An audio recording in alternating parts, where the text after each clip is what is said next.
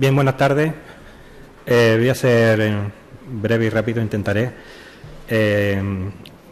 Voy a hacer un resumen de la comunicación que tenía como objetivo categorizar el patrimonio cultural de los bienes inmuebles que cuentan con la declaración de bien de interés cultural en los municipios extremeños que pertenecen al Camino Mozárabe de Santiago.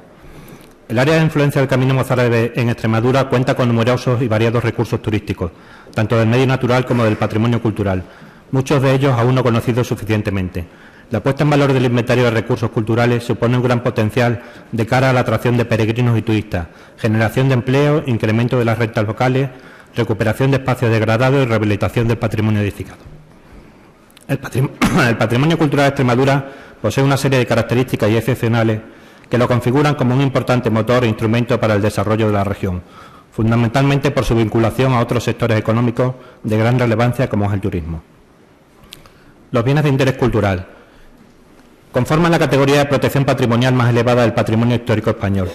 El concepto de bien de interés cultural está regulado básicamente en el título primero de la Ley 16/1985 de 25 de junio del Patrimonio Histórico Español y constituye sin duda el eje central de todo el sistema normativo de protección del patrimonio cultural español. El bien de interés cultural, cuyas siglas BIC están consolidadas en el uso legal y administrativo, significa por consiguiente la primera categoría legal, algo así como la primera clase del patrimonio cultural, tal como se reconoce en el artículo 9. Gozarán de singular protección y tutela los bienes integrantes del patrimonio histórico y español declarado de interés cultural por Ministerio de esta ley. Centrándonos a nivel regional, los BIC están protegidos en Extremadura a través de la Ley 2/1999 de 29 de marzo de Patrimonio Histórico y Cultural de Extremadura, que califica los bienes de interés cultural como los bienes más relevantes del patrimonio histórico y cultural extremeño. El mayor beneficio que supone una declaración como BIC es la dotación de un instrumento jurídico que aporta una protección legal específica y es una figura de máximo rango que se aplica a los elementos más significativos del patrimonio. En definitiva, es la garantía para una adecuada conservación frente al deterioro o a posibles intentos de agresión mediante usos o acciones que no aseguren la integridad de los valores patrimoniales del bien. Bien, en el Camino Mozárabe de Santiago, a su paso por Extremadura, este transcurre por las comarcas de La Serena y de las Vegas Altas del Guadiana hasta Mérida, donde se une a la Vía de la Plata. Si efectuamos Mérida, que en la actualidad la ciudad extremeña que cuenta con más inmuebles declarados como bien de interés cultural, estando catalogado en esta ciudad y su entorno con esta declaración 29 bienes inmuebles, en Extremadura, en el Camino Mozárabe de Santiago, nos encontramos con un gran número de inmuebles declarados bien de interés cultural en sus distintas categorías. Según su categoría nos encontramos con los siguientes: conjuntos históricos. La Ley de Patrimonio Extremeño define los conjuntos históricos como la agrupación homogénea de construcciones urbanas o rurales que destaquen por su interés histórico, artístico, científico, social o técnico, que constituyan unidades claramente delimitables por elementos tales como sus calles, plazas, rincones o barrios. Bien, nos encontramos el primero, la localidad de Magacela. Está declarada bien de interés cultural desde 1994 con categoría de conjunto histórico. Durante el periodo árabe fue centro importante bajo la denominación de Ungazala, la Gran Madre. En el siglo XIII el bastión fue ocupado por los cristianos, siendo entregado en 1235 por Fernando III a la Orden de Alcántara, lo que le confiere gran protagonismo a este enclave en las etapas finales de la Edad Media. Las manzanas o agrupaciones de edificios son de reducidas proporciones, presentando abundancia de quiebros, alineaciones, volúmenes y niveles, como consecuencia de su adaptación a la topografía del terreno.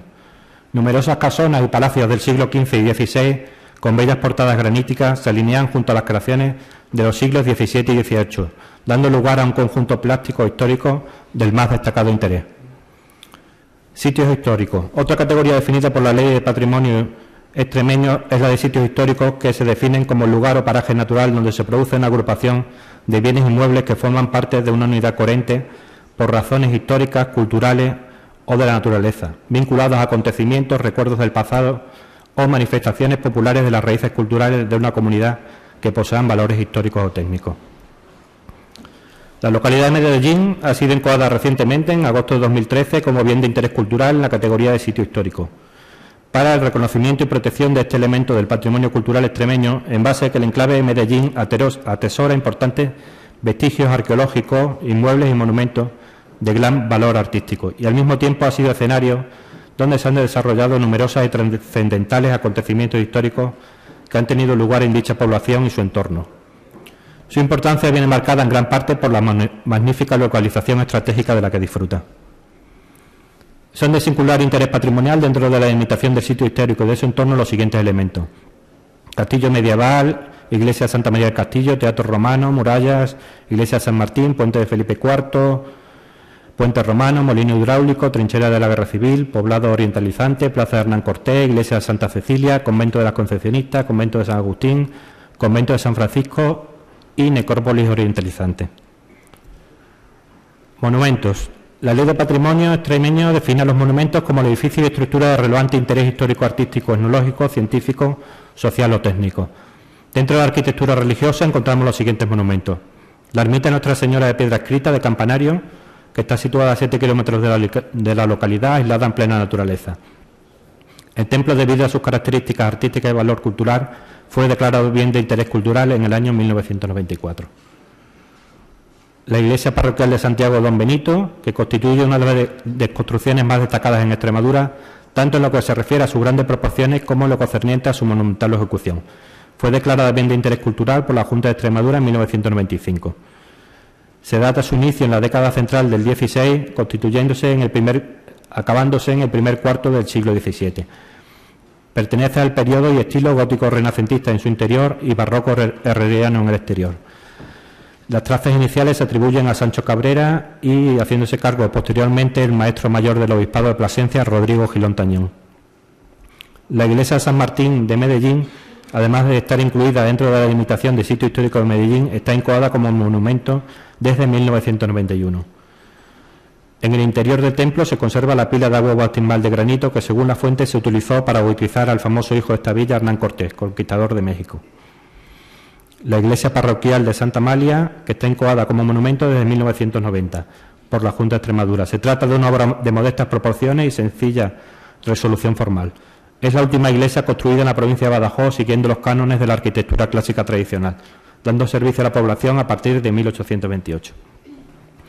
Dentro de la arquitectura civil está la llamada Casa del Diablo en Campanario, que es un claro exponente de los palacios señoriales que se construyeron en la población a partir del siglo XVI y posee una espléndida fachada de piedra de granito labrado.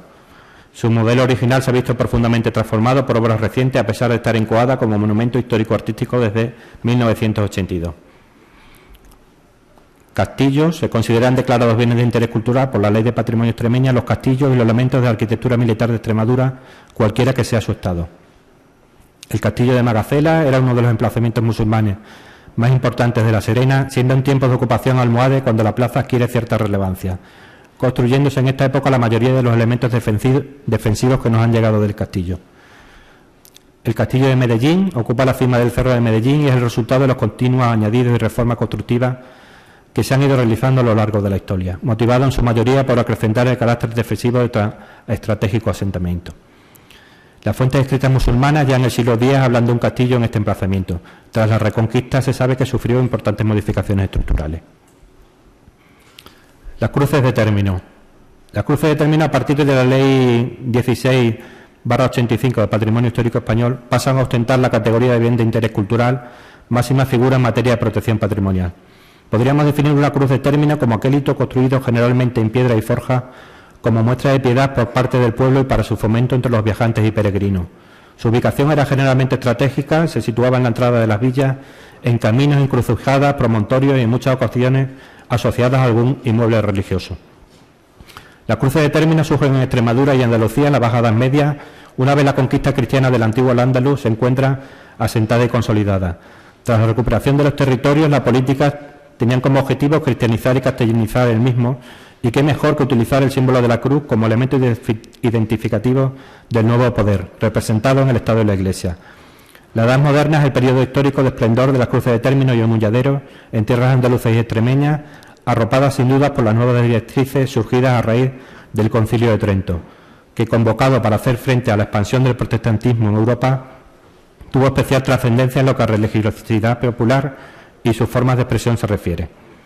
Bien. En nuestro territorio proliferan las cruces de términos asociadas a las vías de transhumancia y al camino mozárabe de Santiago, que conectarían en Extremadura con la famosa Vía de la Plata. Encontramos la siguiente. El crucero de Monterrubio de la Serena está situado en la salida del pueblo. Es un crucero de granito que consta de base con 3 gradas, columnas y coronado el conjunto una moldura sobre la que se asienta un cono truncado que sirve de soporte a la cruz metálica. En Campanario encontramos un crucero situado en la calle Cruz Nueva, un segundo crucero situado en la calle Calvario y un tercer crucero situado en el camino de Piedra Escrita. En La Haba hay un crucero situado junto a la carretera de Quintana de la Serena, en el mismo camino mozárabe, de granito sin encalar, y otro crucero situado junto a la ermita de Nuestra Señora de la Antigua, con base prismática, sillería, basa y pequeño fuste rematada por una cruz de camino. Y en Santa Amalia existe un crucero situado en la calle Cruz, que se compone de 4 gradas de planta y el fuste prismático de ladrillo enlucido y encalado, y rematado por una cruz de hierro. Bien, como conclusión, debido a la variedad de aspectos y matices que presenta el Camino Mozárabe de Santiago, es un hecho histórico, espiritual y cultural que puede ser entendido y contemplado desde muy diferentes perspectivas. Una de las más interesantes maneras de abordarlo es por medio del estudio de su patrimonio histórico y arquitectónico. Todas las rutas y caminos de origen histórico proporcionan beneficios sociales que deben ser protegidos. Conocer su riqueza patrimonial y, en particular, sus bienes inmuebles declarados de interés cultural sirven para difundir su interés, promover su conservación y proporcionar el nivel de protección que en cada caso requieren. En Extremadura, el Camino Mozárabe de Santiago cuenta con una gran riqueza patrimonial que se reconocen en un gran número de inmuebles declarados bien de interés cultural en sus diferentes categorías, como máximo exponente del patrimonio cultural, y que se nos muestran como un museo abierto, exponiéndonos desde conjuntos monumentales hasta elementos de la arquitectura civil, la arquitectura religiosa y la arquitectura popular, todo ello en unos variados espacios naturales. El Camino Mozárabe cuenta con valores culturales bien evidentes que deben ser reconocidos e inventariados. Muchas gracias.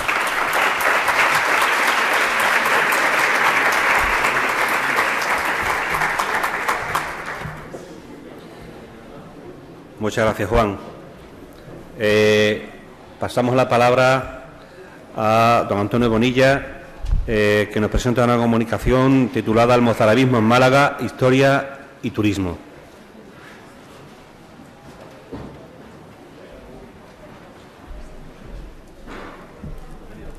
Muchas gracias. ¿Están aquí o hay que poner las comunicaciones? ¿Están dentro del...?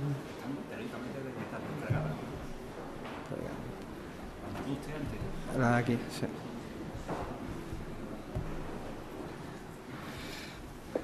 Buenas tardes. Mala hora para hablar de turismo y mozarabismo, pero espero no aburriros. 10 minutitos, voy a intentar ser incluso menos, ocupar menos tiempo para que nos podamos ir todos a comer, que es lo que estamos deseando ya.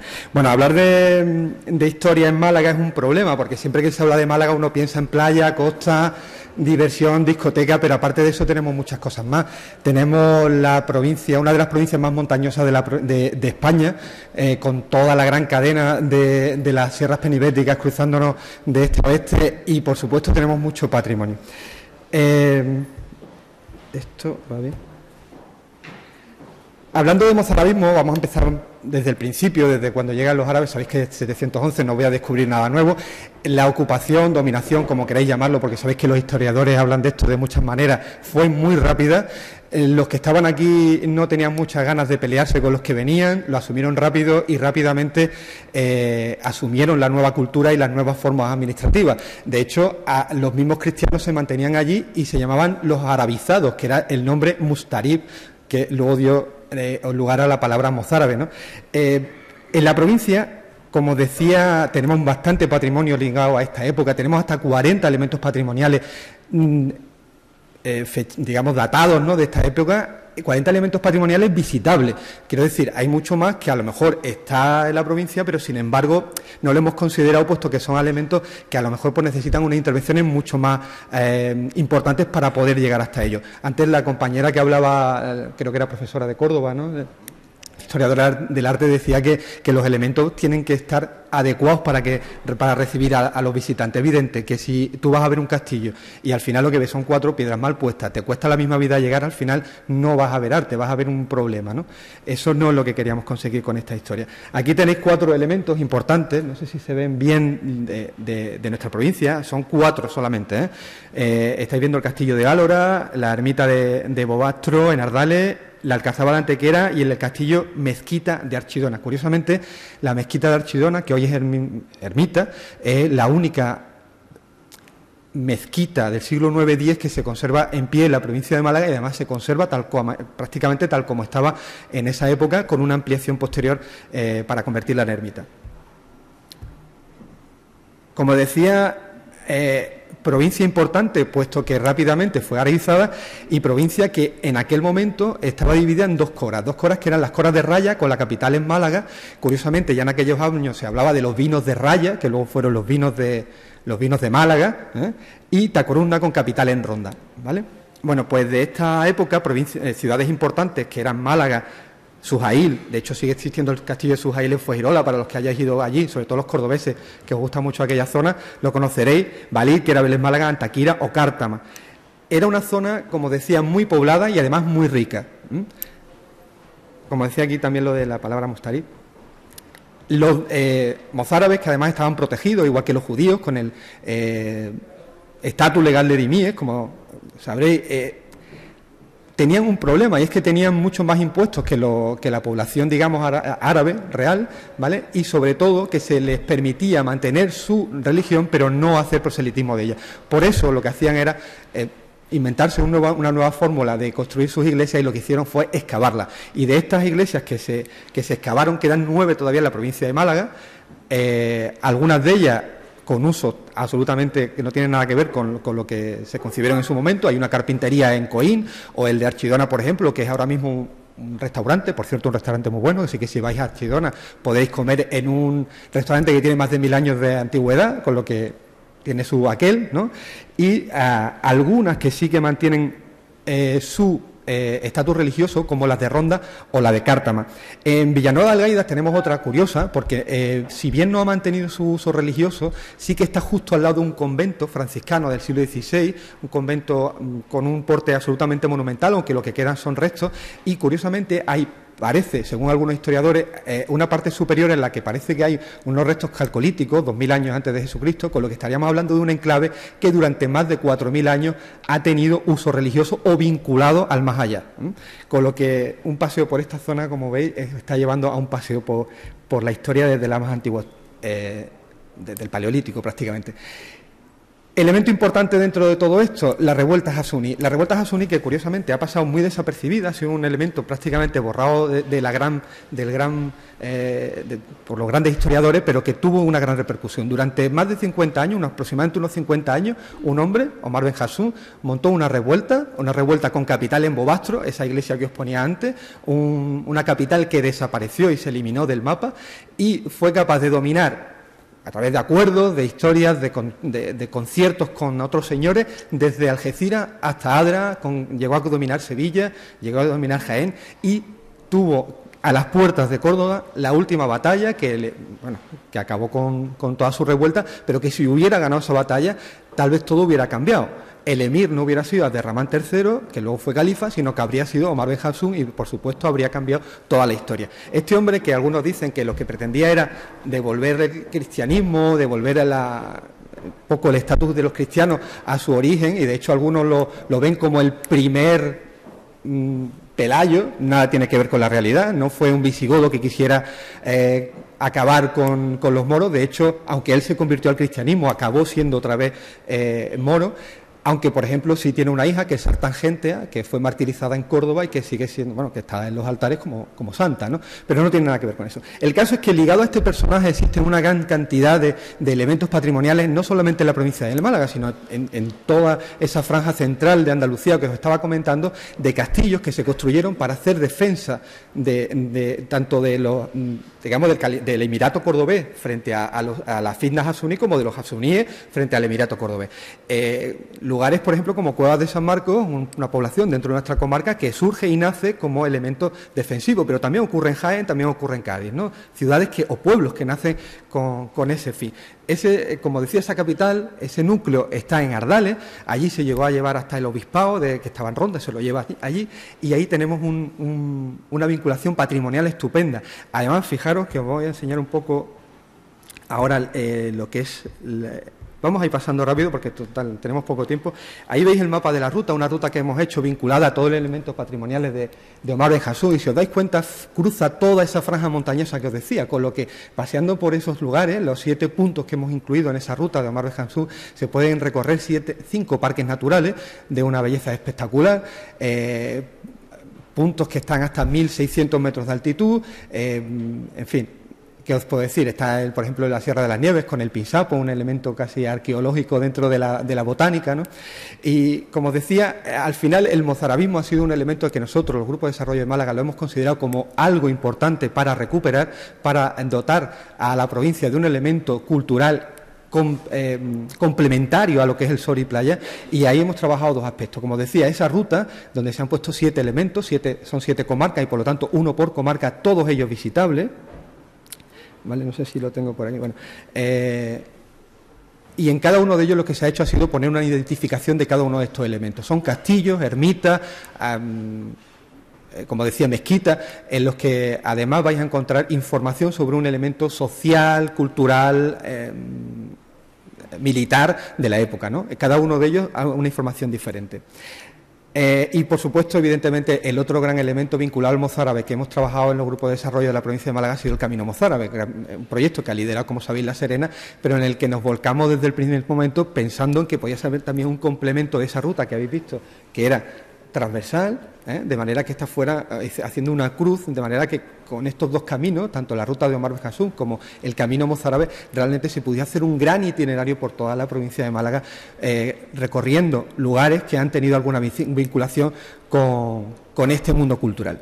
No quiero cansaros mucho más, la información la vais a tener toda en la comunicación que se ha mandado por correo electrónico, que seguramente algunos tendréis. Lo que sí quería comentaros es que, vinculado al Camino Mozárabe de Santiago, sí que se ha hecho una red de albergues, con lo que, si estáis viendo ahí, no sé, es que no sé si lo vais a ver bien, pero bueno, existen 4 albergues ahora mismo en la provincia de Málaga: Almojía, Villanueva de la Concepción, Villanueva de Algaida y Cuevas Bajas, con lo que prácticamente, saliendo desde Málaga hasta llegar al menos a la frontera de Córdoba, sí que se puede llegar perfectamente haciendo paradas en albergues prácticamente al mismo nivel que en el camino francés. Son albergues un poquito más pequeños, pero desde luego con las mismas dotaciones y, por supuesto, con las mismas comodidades que cualquier otro. Aquí veis algunas imágenes del de Almojía, Villanueva de la Concepción, el de Villanueva de Algaida y el de Cuevas Bajas. Evidentemente hemos trabajado también mucho el tema de la promoción y la dinamización interior, porque evidentemente si no convences a tu población, a la gente de tus pueblos, de que tienen un patrimonio que tiene que defender, no estamos haciendo nada. Y por eso hemos trabajado con niños, ¿vale? Hemos trabajado con grupos de más mayores, haciendo rutas y explicando sobre todo en qué consiste el patrimonio, el camino y lo que tienen que hacer para defenderlo. Nada más, nos vamos a comer, que yo creo que estamos todos deseándolo. Muchas gracias.